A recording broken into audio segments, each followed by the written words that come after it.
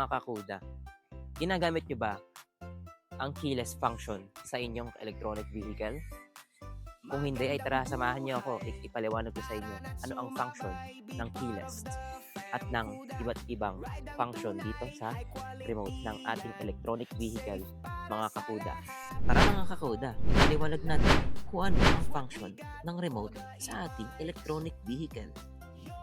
Una sa lahat, ang nasa itaas na corner ay ang lock button.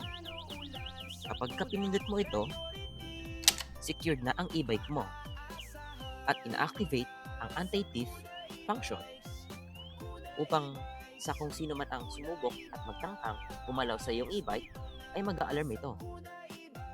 Ito naman, ang nasa right corner is ang lock function upang ang iyong e-bike ay hindi mag-alarm kapag ito ay gagamitin mo na at mapapagana mo ito. Ito naman, ang nasa lower left corner, ang bell function na kung saan kapag hindi mo mahanap yung electronic vehicle ay matutulungan ka nitong mahanap at maririnig mo ito.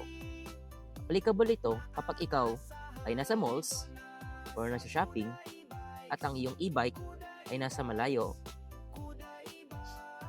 at ang nasa right bottom corner ay ang keyless function na kung saan kapag 2 beses mong pinindot ito